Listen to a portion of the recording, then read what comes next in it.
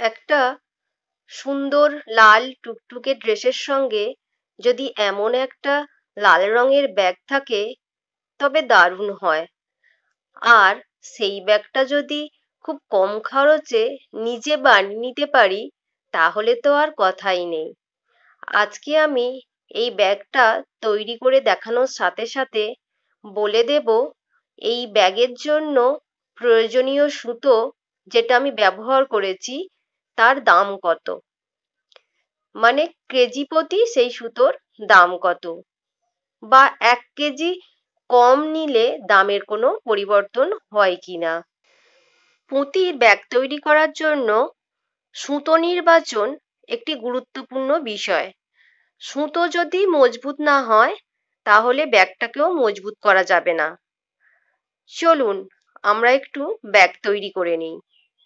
Bag তৈরি করার জন্য আমি 6 ফুল ব্যবহার করেছি। 6 ফুল করার জন্য আমি প্রথমেই লাল রঙের 6টা পুঁতি নিয়েছি, তারপর ব্যবহার করেছি সাদা পুঁতি আর লাল পুঁতি। এখানে কোন দিকের সুতোয় কটা পুঁতি আমি নিচ্ছি, কোন কালারের পুঁতি নিচ্ছি সেটা আমি খুব ভালো করে দেখিয়ে দিয়েছি, একটু ধৈর্য ধরে দেখে নেবেন, তাই মুখে আর বলে দিচ্ছি না আলাদাভাবে। তবে যেখানে কোনো ব্যতিক্রম আছে সেগুলো আমি বলে দেব। আমি যে সাইজের ব্যাগটা করেছি সেই সাইজের করলে তো কথাই নেই, কিন্তু যদি কেউ বড় সাইজের করতে চান তাহলে ফুলের সংখ্যা বাড়িয়ে নেবেন। এখানে আমি সুতোটা ঘুরিয়ে নিচ্ছি, অর্থাৎ সামনের লাইনে নিয়ে আসবো, সেই জন্য একদিকের সুতোতেই সমস্ত পুঁতিগুলো দিয়ে দিলাম। এবার আমি এখানে 2 কমন 6 ফুল তৈরি করব।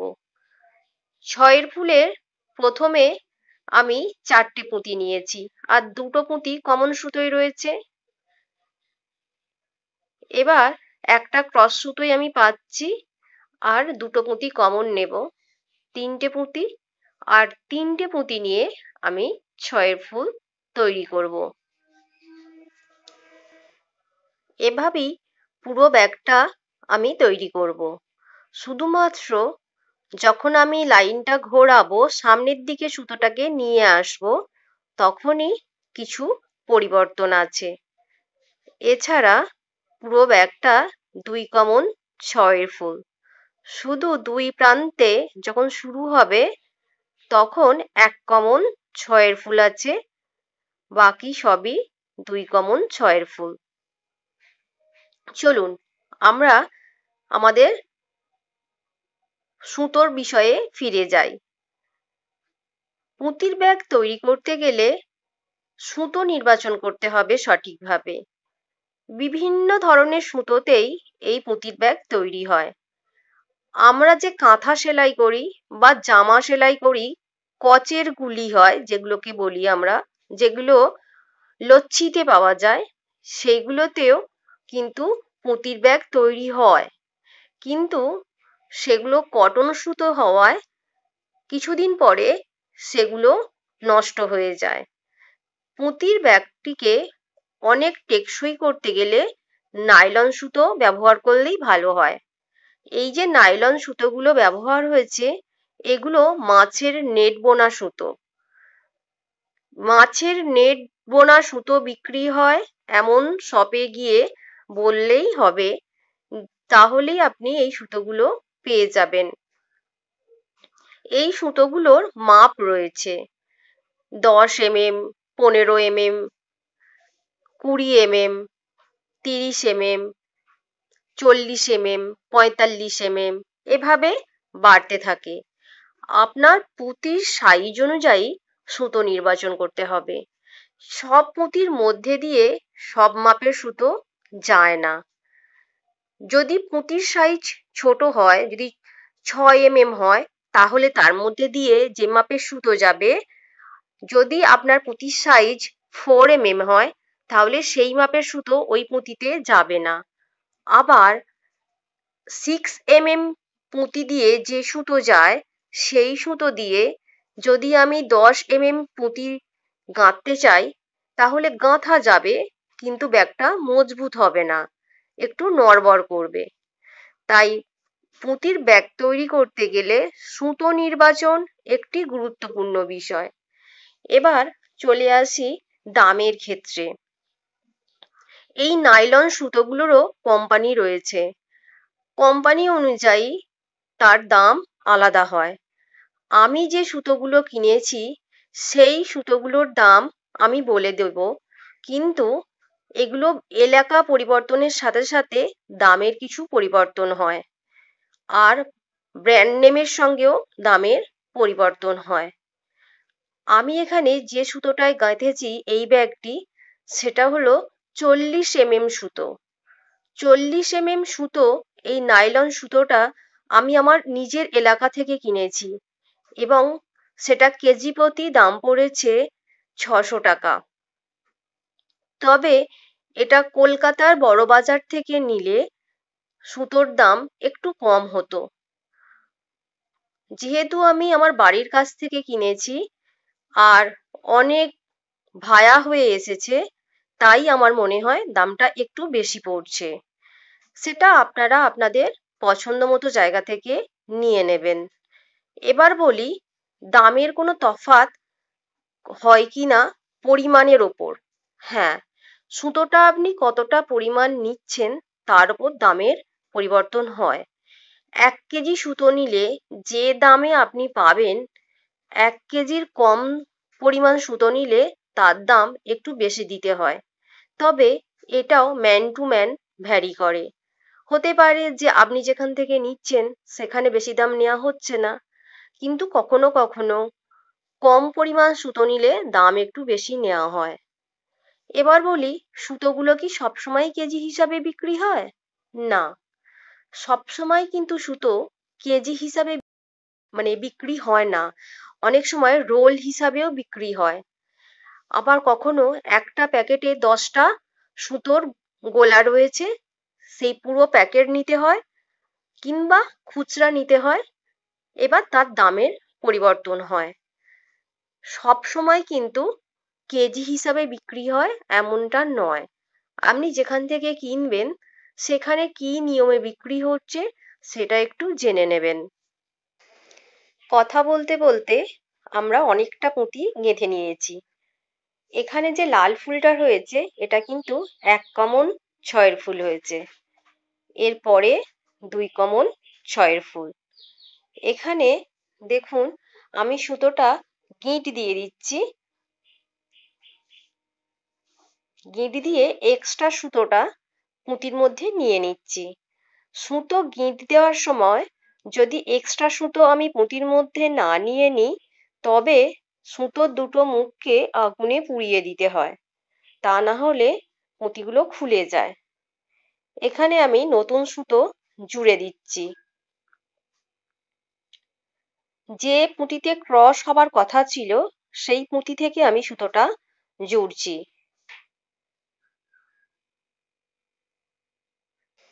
এভাবেই নতুন সুতো জুড়তে হয়। আর হ্যাঁ, কথা বলতে বলতে একটা জিনিস আমি স্কিপ করে গেছি। প্রত্যেকটা লাইনের শেষে যদি আপনি গিঁট দিয়ে দেন তাহলে ব্যাগটা অনেক টাইট হয়। আমি একবার গিঁট দিয়েছি সুতো শেষ হওয়ার আগে, কিন্তু সেটা বলে দেওয়া হয়নি, তাই কেন গিঁট দিলাম সেটা আপনারা বুঝতে পারবেন না।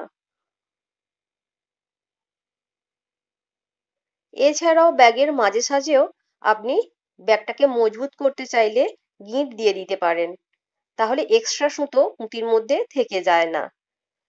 অনেকটা লং গাঁথার পর যদি আপনি গিঁট দেন সেক্ষেত্রে কোথাও সামান্য একটু সুতো বেশি থাকলে পুঁতির ব্যাগটা নড়বড়ে হয়। আমি আর ব্যাগটা বেশি বড় করতে চাইছি না, তাই এখানেই আমি শেষ করে দেব। যারা ব্যাগটা আরো বেশি বড় করতে চাইবেন তারা আরো কয়েকটা রো গেঁথে নেবেন। ব্যাগের সব নিয়ম একই থাকবে।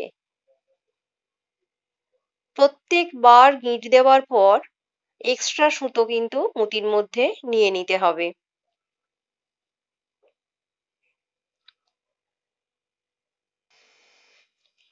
আমি এই ব্যাগটা তৈরি করেছি 10 mm পুঁতি নিয়ে। যে কোনো পুঁতি নিয়েই এই ডিজাইনটা তৈরি করা যাবে। আমি আর একটা পার্ট তৈরি করে নিয়েছি। এবার আমি এই দুটো পার্টকে জুড়ে দেব। দুটো পার্ট কিভাবে জুড়ছি একটু ভালো করে দেখে নেবেন। এটা দুদিক দিয়েই জোড়া যায়। আমি যেভাবে জুড়ছি, যেদিকে জুড়ছি সেদিকে না হয়ে এর অন্য পার্টেও জোড়া যেত, মানে অন্য দিকেও জোড়া যেত। এখানে আমি একটা লাল পুঁতির মধ্যে দিয়ে সুতো নিয়ে নিয়েছি আর দুটো সাদা পুঁতি নিয়ে তারপর অপর পার্টের একটা পুঁতি কমন নিয়েছি। এবার আমি দুটো পুঁতি নিয়েছি কিন্তু ক্রস দিলাম একটা পুঁতিতে। এখানে একটা মাত্র 6-এর ফুল তৈরি হলো। এবার আমি এখান থেকে 3টে পুঁতি কমন নিচ্ছি। একটা ক্রস সুতোই রয়েছে আর দুটো পুঁতি নিয়ে একটিতে ক্রস দেব। তাহলে এখানেও একটা 6-এর ফুল তৈরি হলো। আবারও আমি একটা 6-এর ফুল তৈরি করব। এদিক থেকে একটা পুঁতি কমন নিলাম আর যেহেতু ব্যাগটা জুড়ছি তাই এই পার্ট থেকে আমি 3টে পুঁতি কমন নিলাম আগের মতো। এখানে আমার 5টা পুঁতি হয়ে গেল। এবার আর একটা পুঁতি নিয়ে আমি ক্রস দেব। এইভাবেই আমি পুরো ব্যাগটা জুড়ে নেব। অর্থাৎ একবার হবে একটা 6-এর ফুল, তার পরের লাইনে হবে দুটো 6-এর ফুল। পুরো ব্যাগটা যে জুড়ছি, প্রথমে দেখুন একটা 6-এর ফুল করেছি, তারপরে করেছি দুটো 6-এর ফুল, তারপরে আবারও করলাম একটা 6-এর ফুল, আবার পরে করছি দুটো 6-এর ফুল।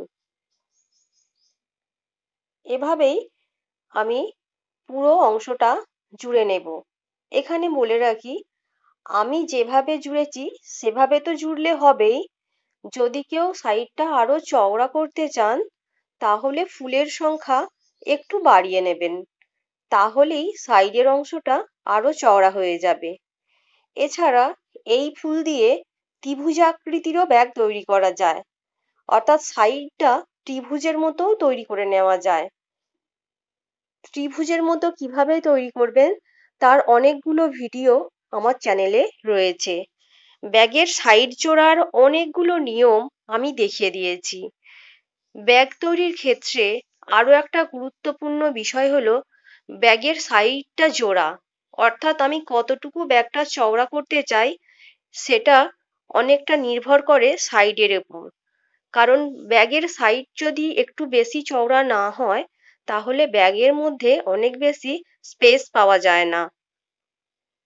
এবার অনেকের তো বেশি চওড়া প্রয়োজন হয় না, সেক্ষেত্রে যার যেমন পছন্দ সেরকমও করে দেওয়া যেতে পারে। বা কেউ যখন পছন্দের কথা বলছে না, মানে আমি জানতে পারছি না, আমি নিজের মতো করে ব্যাগটা প্রেজেন্ট করতে চাইছি, সেক্ষেত্রে আমি একটা অন্য লুক দেওয়ার জন্য ব্যাগের সাইডটা আমি চওড়া করে নিতে পারি। একটা দিক আমার জোড়া হয়ে গেছে আর একটা দিক আমি জুড়ে নিলাম। এবার আমি নিচের অংশটা ব্যাগের জুড়ে দেব। ব্যাগের নিচের অংশটা কিভাবে জুড়ছি একটু দেখুন। প্রথমে আমি একটা 5-এর ফুল তৈরি করব।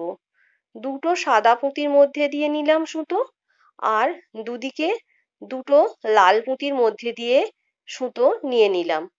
4টে পুঁতি আমার সুতোয় চলে এলো। এবার আমি একটা পুঁতির মধ্যে ক্রস দিয়ে দিচ্ছি। এটা 5-এর ফুল তৈরি হলো। এবার দুদিক থেকেই দুটো করে পুঁতি কমন নেব, তাহলে 4টে হয়ে যাবে। একটা ক্রস সুতোয় রয়েছে আর একটা পুঁতি নিলে 6-এর ফুল তৈরি হয়ে যাবে। এখানেও আমি 6-এর ফুল তৈরি করে নেব পরপর বেশ কয়েকটি। প্রথমে একটা 5-এর ফুল তৈরি করেছি, শেষটাও হবে 5-এর ফুল দিয়ে। দেখতে থাকুন। এই অংশটাও আমি একটা 6 ফুল দিয়ে জুড়েছি। আপনারা চাইলে এখানেও দুটো 6 ফুল বা তিনটে 6 ফুল দিয়ে জুড়ে চওড়া করে নিতে পারবেন। নিচের অংশ কিভাবে চওড়া করতে হয় তার ভিডিও আমার চ্যানেলে রয়েছে। আমি লিংক ডেসক্রিপশন বক্সে দিয়ে দেব।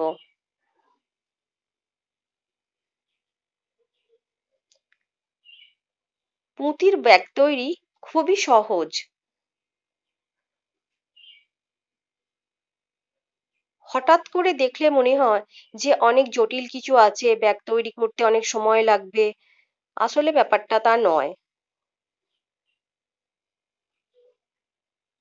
আর সূচ দিয়ে তৈরি করলে তো খুব দ্রুত গাঁথা যায়। আমরা শেষ পর্যায়ে চলে এসেছি। এখানে শেষ ফুলটা বানিয়ে নিচ্ছি।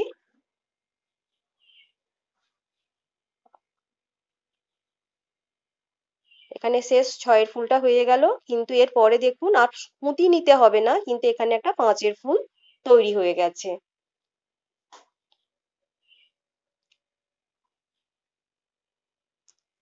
এবার আমি এখানে গিঁট দিয়ে এক্সট্রা সুতোটা কেটে নেব।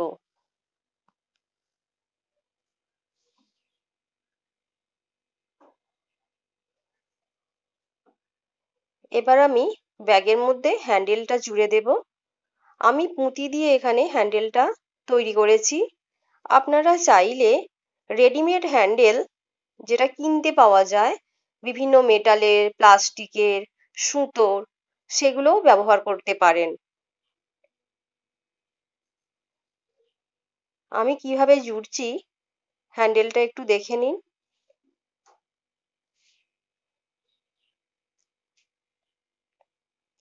আমি এখানে পুঁতিগুলো দুটো সুতোর মধ্যেই নিয়ে নেব, তা না হলে ব্যাগটা মজবুত হবে না। যেহেতু সূচ দিয়ে গাঁথছি আর একই সঙ্গে দুটো সূচকে পুঁতির মধ্যে নেওয়া যাচ্ছে না, তাই আমি আলাদা আলাদাভাবে নিয়ে নিচ্ছি, কিন্তু দুটো সুতোর মধ্যে দিয়েই পুঁতিগুলোকে নিয়ে যাচ্ছি।